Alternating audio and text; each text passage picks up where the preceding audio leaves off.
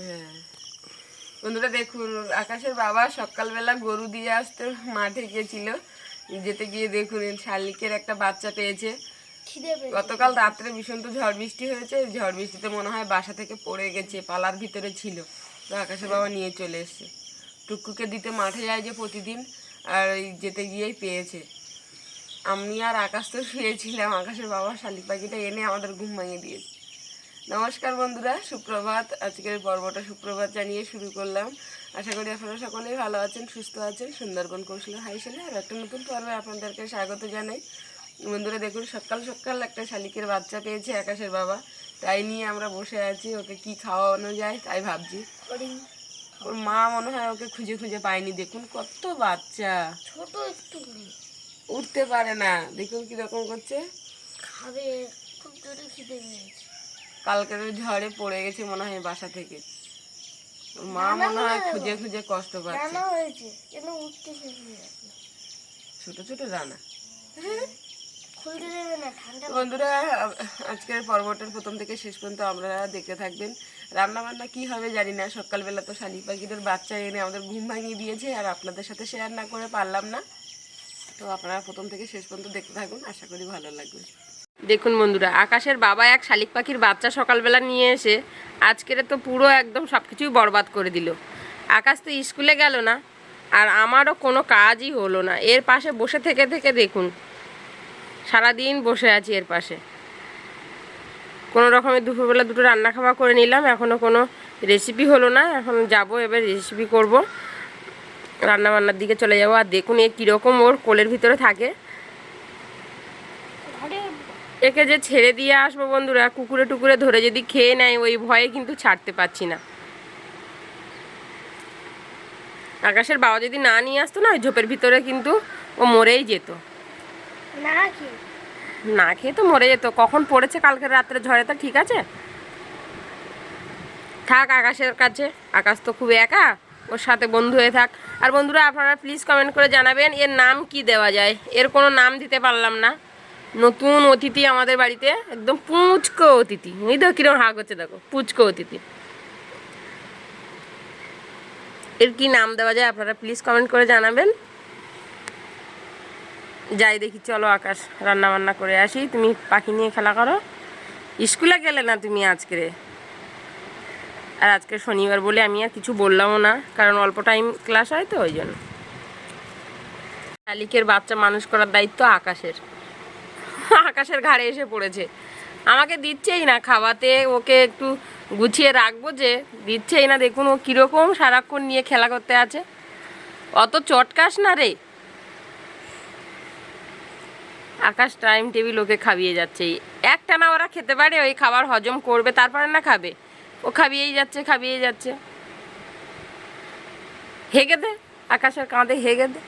হাতে হেগে দিয়েছে। ছি, ওই জন্য সাবান দিয়ে হাত ধুচ্ছিলিস?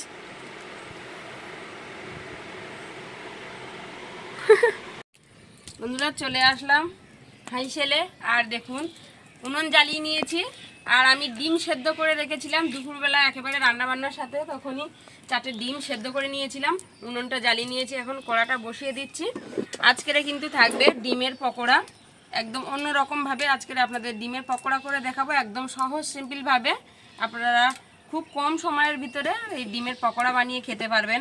আর আজকের আমার কাছে কিন্তু খুব অল্প সময়, কারণ আজকের এই যে একটা শালিকের বাচ্চা নিয়ে এসে সকালবেলা থেকে আকাশের বাবা বাড়ির কাজ বাজ সব কিছু কিন্তু মাটি করে দিয়েছেন।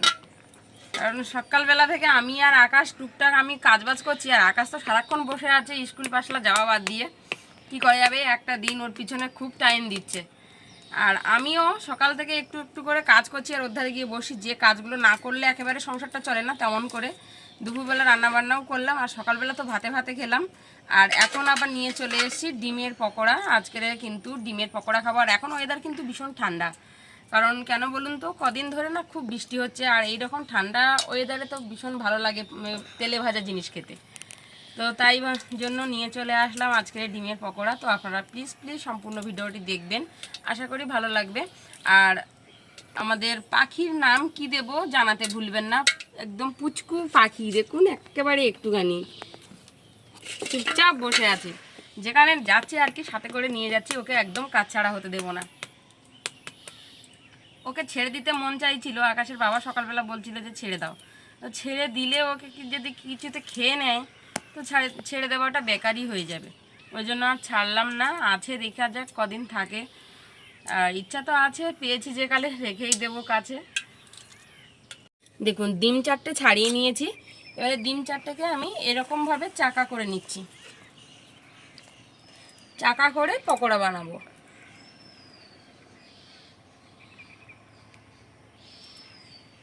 খুব সহজ সিম্পল একটা ডিমের পকোড়া, আপনারা যে কেউ বাড়িতে বানিয়ে ফেলতে পারবেন। আর বিকালে টিফিনে যদি এই রকম ডিমের পকোড়া থাকে কার না ভালো লাগে। দেখুন কত সুন্দরভাবে একদম চাকা চাকা করে নিয়েছি, একটাও কিন্তু ভেঙে যায়নি, ফেটে যায়নি, কুসুমগুলো একদম বেশ সুন্দর আছে।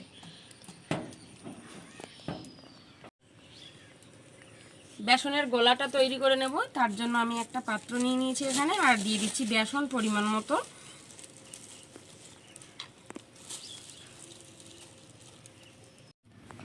বেসনটাকে একটু চেলে নিলে ভালো হতো, তো চাললাম না বলে হাত দিয়ে এভাবে একটু আগে বেসনটাকে ঝরঝরে করে নিচ্ছি।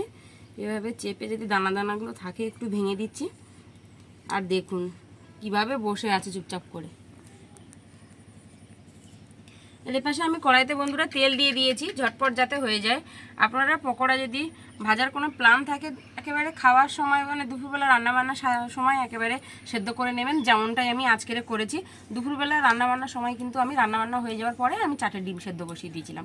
এরকমভাবে ডিমটা সেদ্ধ করে রাখবেন, দেখবেন তাহলে কিন্তু বিকালে টিফিন বানাতে একদম কিন্তু আপনাদের সময় লাগবে না। ঝটপট ডিমগুলো ছাড়াবেন, বেসনের গোলা ডুবাবেন আর তেলে ছাড়বেন, ভাজবেন, হয়ে যাবে ডিমের পকোড়া। তো আমি এখানে একটু হাত দিয়ে বেসনটাকে একটু ভেঙে ঝরঝরে করে নিয়েছি। এবারে আমি পরিমাণ মতো সব কিছু মশলাপাতি দিয়ে দেবো। প্রথমেই দিয়ে দিচ্ছি লবণ স্বাদ মতো, হলুদ পরিমাণ মতো,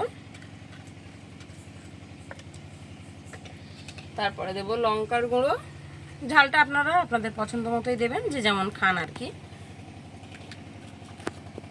দিয়ে দিচ্ছি ধনে আর জিরে একসাথে আমি বেটে রেখেছি, আপনারা চাইলে এখানে গুঁড়োও দিতে পারেন।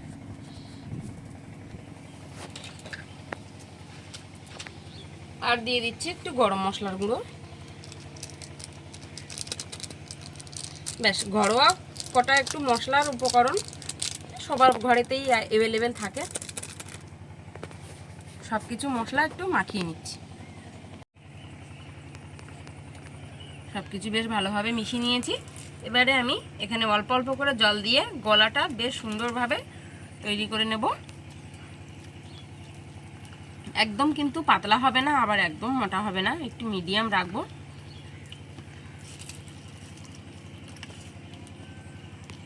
অল্প অল্প করে জল দিয়ে বেসনের গোলাটা আমি তৈরি করে নিয়েছি। আর দেখুন গলাটা দেখুন, একেবারে কিন্তু পাতলা করিনি, আবার একেবারে মোটাও করিনি, একটা মিডিয়াম সাইজের গলা করে নিয়েছি।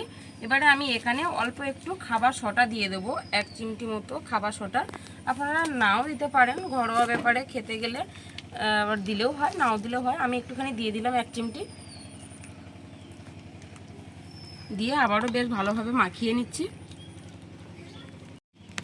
আমি মিনিট 5 মতো রেস্টে রেখে দিয়েছিলাম। আপনাদের কাছে যদি একদমই টাইম না থাকে রেস্টে রাখার কোনো দরকার নেই, আর টাইম থাকলে আপনারা আরও একটু বেশি টাইম রাখতে পারেন, 10-15 মিনিট। এবার আমি একটা ডিমের এরকম পিস নিয়ে নিচ্ছি, আর এভাবে করে দেখুন বেসনে লাগিয়ে এরকম হাত দিয়ে তুলে আর কিন্তু তেলে ছেড়ে দেব। এইভাবে করে আমি সবকটা ডিমের পিস এভাবেই আমি বেসনে লাগিয়ে আর এভাবে করে দিয়ে দিচ্ছি।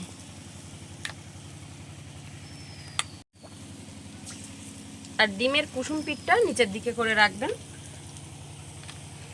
প্রথমে দেওয়ার সময় কুসুম পিঠটা নিচের দিকে দেবেন, একবারে সবকটা ধরে যাবে নাকি কড়াইতে।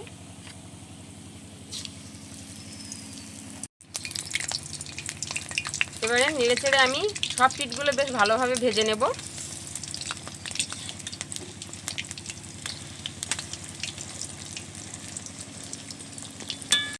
নেড়ে চেড়ে বেশ সুন্দর করে ভেজে নিয়েছি, সবগুলো তুলে নিচ্ছি তেল ঝরিয়ে। আর বাকি যে 2-3টে আছে সেগুলোও ভেজে নেব।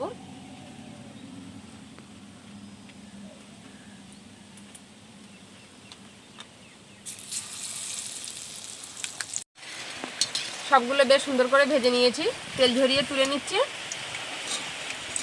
সবগুলো ভাজা হয়ে গেছে, দেখুন কত সুন্দর ঝটপট করে একদম ডিমের পকোড়াগুলো রেডি হয়ে গেল। বন্ধুরা দেখুন 4টে ডিম সেদ্ধ করেছিলাম, 8 পিস হয়েছে পকোড়া। ওপর থেকে একটু গোলমরিচের গুঁড়ো দিয়ে দিচ্ছি। ডিমের পকোড়া বা ডিমের চপ না, পকোড়াটা আপনাদেরকে ভেঙে দেখাই। ও পুরো ডিম দেখুন, গরম ভাপা হচ্ছে, দারুণ হয়েছে।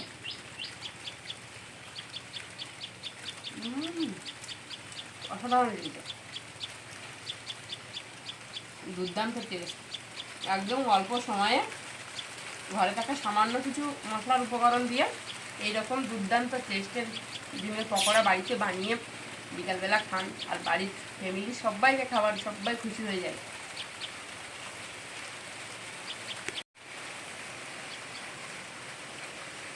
তো বন্ধুরা আজকের আমাদের বাড়ির ফ্যামিলির একজন হয়ে গেল। নামটা কি দেবো অবশ্যই কমেন্ট করে জানাবেন।